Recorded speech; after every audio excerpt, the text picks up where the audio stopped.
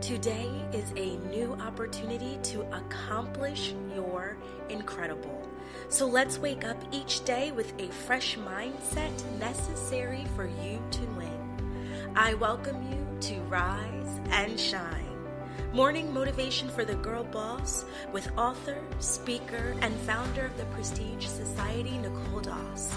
Let's jumpstart your morning now.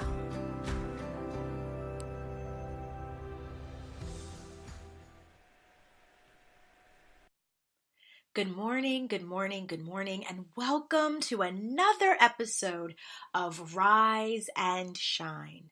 I am so excited to be able to just share another day with you, fabulous girl bosses. And today we are going to talk about patience. That's right, that one thing that I feel like we all need more of. I get it in this society where we are in constant need of instant gratification. We are in this space where we truly believe that we really need things now and when we want it. And we want things at this time that has to be uber fast, meaning the minute I post something, my expectation is that I'm supposed to receive something in return, whether that's a like, whether that's a purchase, whatever conversion you're interested in. But patience is really key. The reality is that we really aren't sure of the master plan that has been designed and predestined for our lives. We aren't sure. I mean, the creator is sure, but we're not sure. And in us being ambitious girl bosses and in us wanting to be successful and in us also being of a world that is, or in a world that is really focused on instant gratification, we tend to confuse the necessary timelines that it requires for our story of success. I'm going to say it to you one more time. See, we confuse the timeline that's necessary for us, for our version of success. So, for instance, I may think that me putting out a post about membership and not getting a response back or not having people actually follow up with me means that, well, since it didn't happen in that timeline that I anticipated or in that timeline that I may have envisioned for myself, then now the version of success for me is one of failure. What I'm missing is the entire story, all of the things that are happening outside of my purview, all of the people that I don't personally know who are seeing this post, all of the women who are checking their bank accounts to see, is this something that I can sustain on a month-to-month basis? All of the women who want to join but aren't sure if it's for them, or all of the women who are even thinking, am I enough to even be part of this network, even though the answer is absolutely. See, I don't see all of that. And what ends up happening is that when we make decisions based on what we think the timeline should be, and when we insert a definition based off of that miscommunication or misperception of really what the timeline truly is, what ends up happening is that we make knee-jerk reactions to things that we don't really truly understand, but because we're so arrogant, because we're so caught up in controlling a situation, we miss out. And I'm going to call it arrogance because arrogance means that you truly presume that you know everything about a situation. People do this every time. People, especially girl bosses, we make decisions about our business based on what we think we know about an entire situation. The reality is that there's so many other dynamics at play that we aren't even aware of, that we're not even supposed to be aware of, that if we fail to exercise patience, we are blocking our own blessings. So patience is going to be absolutely key in building the empire of your most crave-worthy brand. So let's talk a little bit about how we can exercise patience on this awesome, beautiful day. So the first thing I want you to know is that you first need to remember why you started your business in the first place. Now, let me explain to you why this is important and why this was an aha moment for me. So in 2017, I decided to throw a gala. So let me even go back even further. When I first started the Prestige Society, one of the things that I wanted my founding members to understand that we were responsible for doing as this new group that we didn't even know what it was going to be like, right? We just thought it was us, a group of the 5 of us. So, excuse me, I'm sorry, I have a little hoarse throat with all these different colds and viruses going around. So, I remember sitting in my living room because that's where we would meet every third Saturday of the month. I remember saying that one of the things that we would have to do is actually give back. Our responsibility isn't just to meet and have this conversation about how we can become better, but it's absolutely important that we infuse that with paying it forward and giving back. And whether it's giving back to the communities, whether it's giving back to other girl bosses, whatever the case may be, it is our responsibility to give back. So that has been something that has always been at the forefront of what Prestige wanted to stand for, even in its inception when we were the Prestige Networking Group and not the Prestige Society. And even today, it's still what we stand for. So what happened is that I had a leadership meeting where all of the pink leaders, as well as my founding members, came to this leadership meeting, and we were talking about what we can do to give back. And one of the things that I felt in every fiber of my body was that women were doing phenomenal things and not getting recognition for it because they weren't Insta famous. And I think that it's important for us to identify that whole thing around that social media celebrity.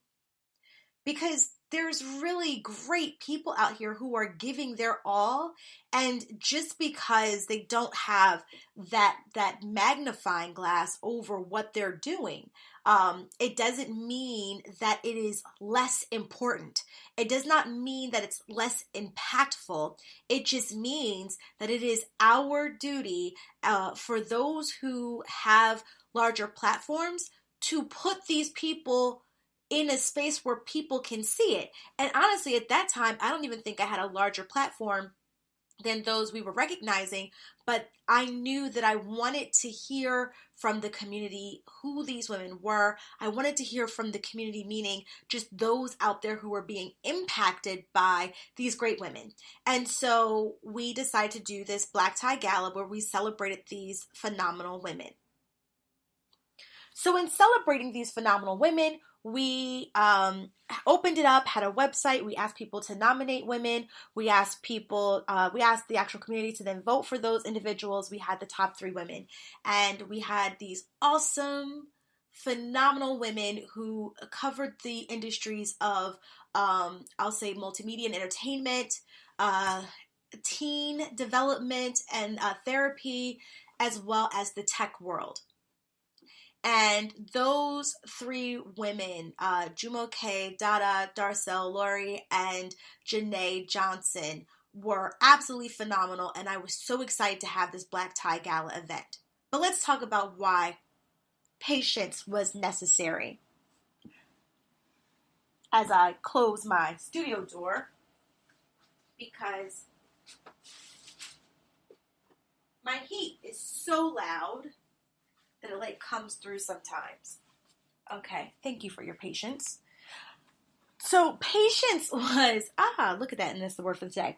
So patience was so important because, at this time, I always say, there's this misnomer, but this just misbelief that if you build something, people will gravitate towards it automatically without really doing the work required to get the eyes on it.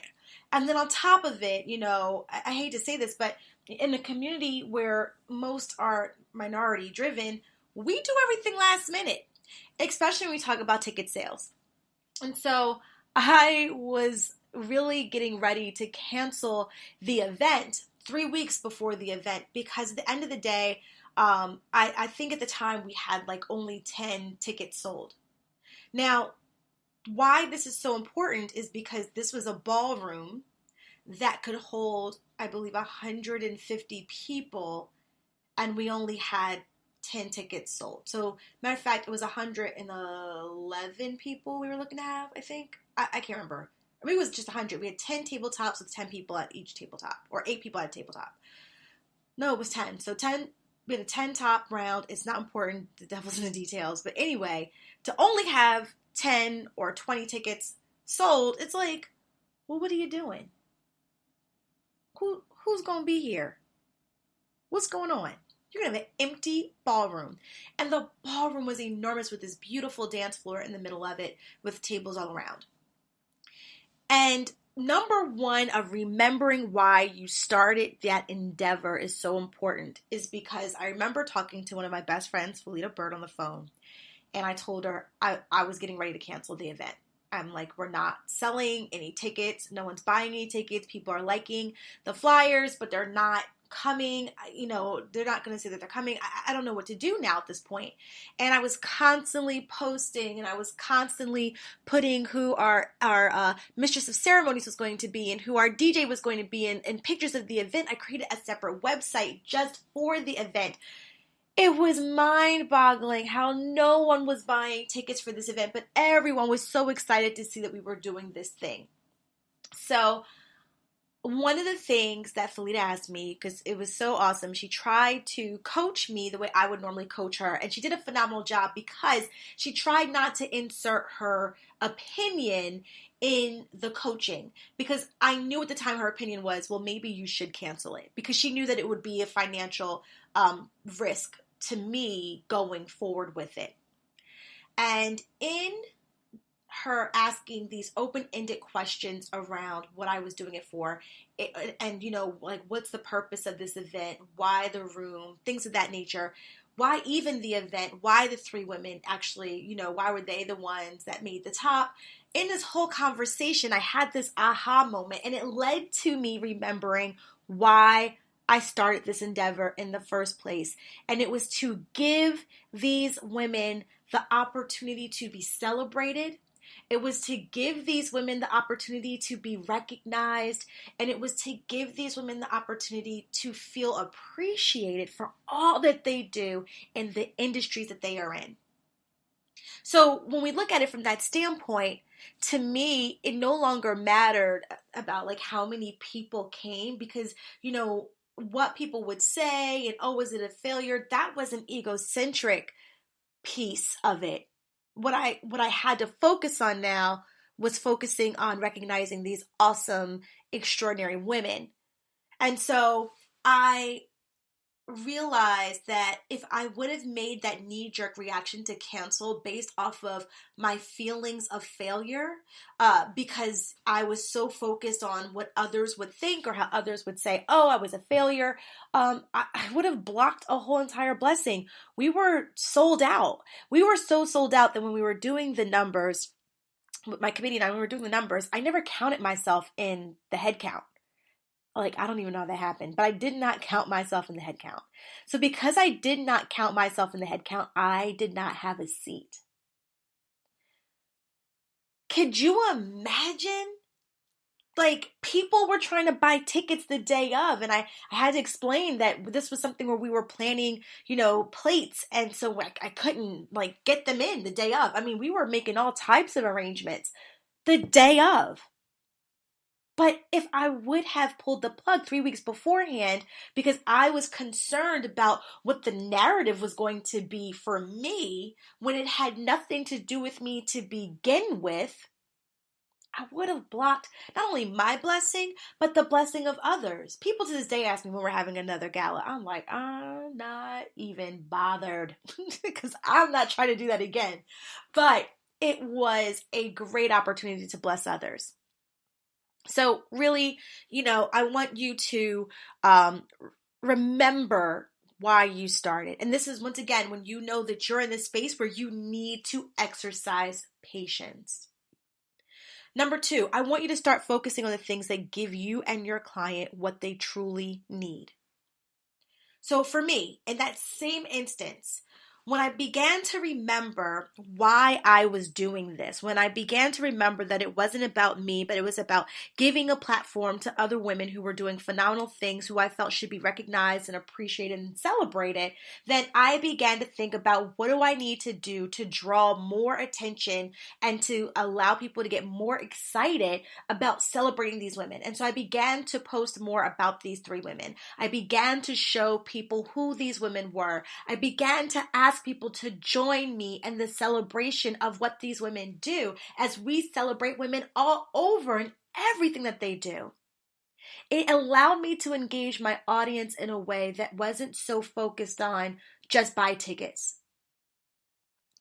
At the same time, what do you think happened with the women we were celebrating? They were sharing the post too, so that it wasn't just going out to my tribe, but it was also going out to their own. They too want people to know that they were being celebrated and honored. Like, that's huge. So I want you to think about, and when you're exercising patience and you're really getting frustrated, what do people need? What do they need from you? What is it that you need? Think about it. If you're not having enough conversations with your audience, if you're not sitting there tapping into the joy in what you do, then what are you doing? Those are things you need. Are you tapping into doing the work required? Are you reaching out to prospects? Are you sending special invitations to people, specifically asking them to join in on that experience? Whatever that business or endeavor is, think about that. That's absolutely important.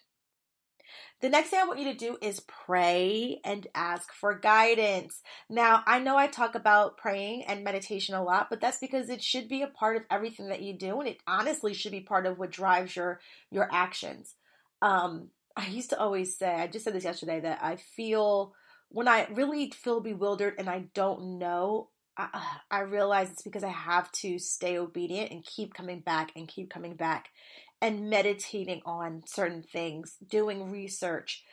It's not just about prayer and meditation. It's about, without faith, work with faith without works is dead. So there's a little bit of prayer that's involved. And then there's something that God gives me that pushes me towards having to do some action that then allows me to say, okay, these are the things that I need to do. So for instance, the cool thing was around me having to really focus on, what else should I be doing? What else can I do to get people to realize that? Now, just imagine if I just worked on the gala and I was really focused on the fact that no one was buying tickets, and I became really frustrated with that, and I did not remember why I started this in the first place. If I did not focus on the fact that, I needed to really reach out to people. I needed to make sure that these women were getting seen and that people were excited to celebrate them. I would have just sent out just posts and would have probably done it not in a frequency that would encourage engagement. I probably would have not mixed the different types of posts that I would have done, meaning lives or videos and things of that nature. I probably would have just done the regular social media posts, and that would have been it. I probably would have been so discouraged that I really wouldn't have done a lot of it, because I would have already counted myself out. I would have already probably deemed myself as a failure and would have decided that that was it. If I didn't pray after having that conversation with Felita, I wouldn't have known what direction to go into. I wouldn't have tried to see what others do when they try to have their events. So there's this constant correlation between prayer and work and prayer and work and prayer and work, and having faith that if you keep praying for direction and you do the work required, then what you want to be able to accomplish will happen. All of that goes hand in hand. So I want you to understand that when you're praying and asking for guidance, you may not hear something right away, but you're going to have a feeling that's going to drive you towards action, and be obedient in that. And if you have nothing and you don't know what to do next, if you hear all this noise and it's just starting to clutter your brain, then you know that you have to keep coming back till you'll quiet the noise, or to keep coming back and praying and meditating until you feel that feeling of pushing you into a direction where you have to actually take a next step. All of those things are going to be what's going to allow you to do what's number 4, which is act in obedience. And act in obedience wherever that is, that your higher power is leading you to go. So remember, your 4 things that you do when you're exercising patience is you're going to remember why you started your business in the first place. Why did you start this endeavor? Why did you start this venture? Why did you publish this book? Why did you become a coach? When you really tap into why, your why should not become an egocentric reason. There should be something that you wanted to do that was going to help your target audience. And when you find out that that's the thing you were trying to do, figure out how do you plan on continuing to help them. That's going to push you into action so that you're no longer still just in this space of saying, I'm not successful, because now it's no longer about you. Success isn't even an option at this point. Failure isn't even an option at this point. You're just focused on helping the people that are placed in your target demographic or your target market. Second, do not forget that you want to start focusing on the things that give you and your client what they truly need. Meaning, are you doing the work required to make sure that your brand is out in front so those who are in need of you see you and see you consistently? And listen, there's people out there who have seen my brand and has encountered my brand since I was the Prestige Networking Group, who have never joined as members but are in full support of what I do, which means at some point they're going to engage, but it takes people time. Everyone's not an early adopter. And yes, you have to make sure that you're constantly out there. So those who are slow to adopt, that when it's time for them to say, okay, I want to come to this brand, you're still in business to be able to be there for them to interact with your brand. Listen, for me, I have told myself I was going to buy a Louis Vuitton bag for years.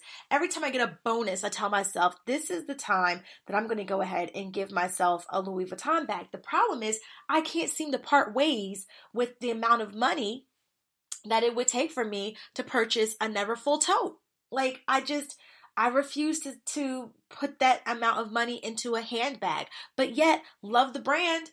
And one day, I believe I'm just going to go ahead and just throw caution to the wind and I'm going to do it.